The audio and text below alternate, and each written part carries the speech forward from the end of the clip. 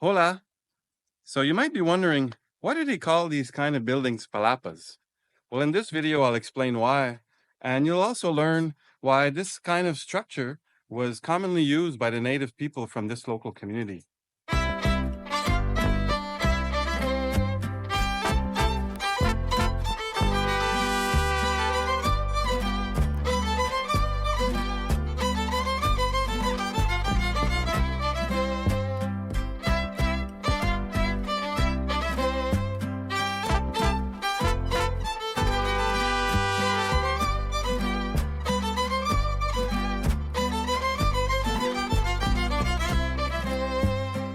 So the word palapa actually refers to a type of tree, a type of palm tree actually, and it's called a palapa.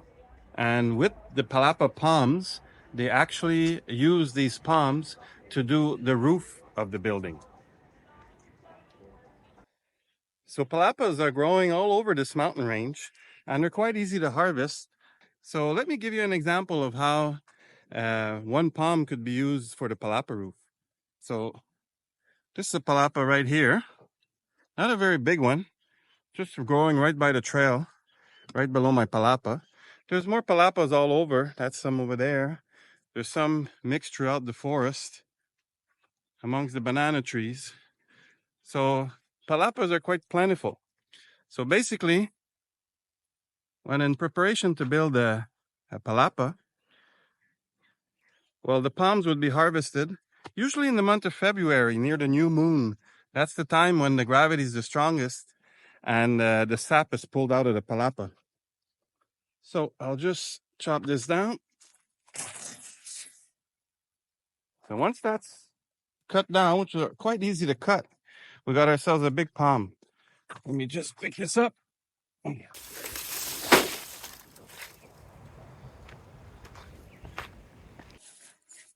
So this is the freshly cut palapa palm that I just cut down. So once that's cut, then what we usually do is right away while it's still green is we split it. And it's quite easy to do.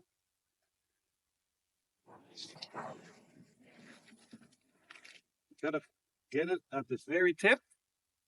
And then we just slowly start separating it.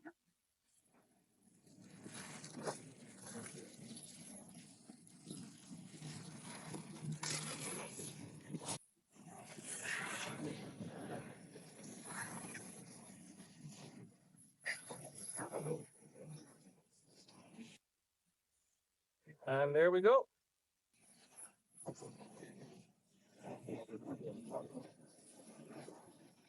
So these are the two halves of that big palm that I just cut. And this is the way they would be assembled when they're building the palapa. They tie them to the rafters, one on top of each other like this, and always alternating a left side with a right side. Just because of the simple fact is that the leaves are a little bit on an angle.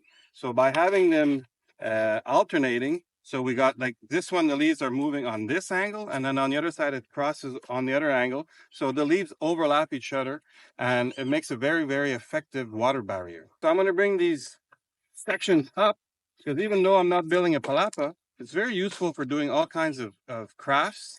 And I'll probably see if I could weave myself some kind of basket.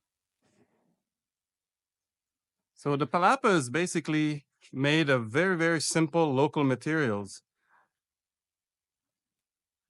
They use a special kind of tree, and they select the wood in accordance to its ability to resist the insects.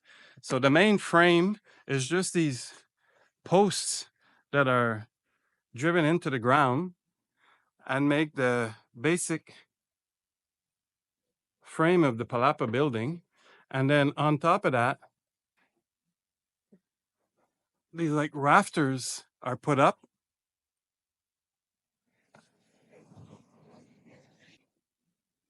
And then the palapas are actually just tied with some rope all along the rafters, creating the roof. Now, they say that a palapa roof is good for about 10 to 12 years, depending of the trees that surround it. The more it's in the sun, the longer it's going to last. If there's some shade on it, then that's where the mold and the insects could start destroying it.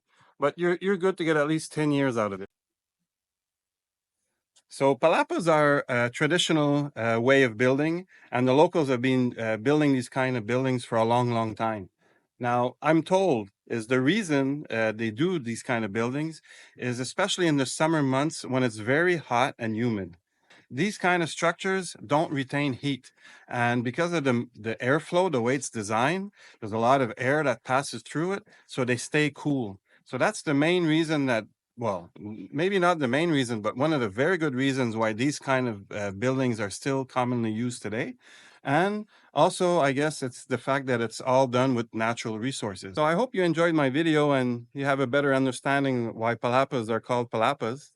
And if ever I see a local building one, I'll make sure to do an entire video of the build because it's quite interesting. When I first got here the first few years, I actually participated in the building of this one and putting up the roof of this palapa. And I've helped out in a few other projects along this mountain also.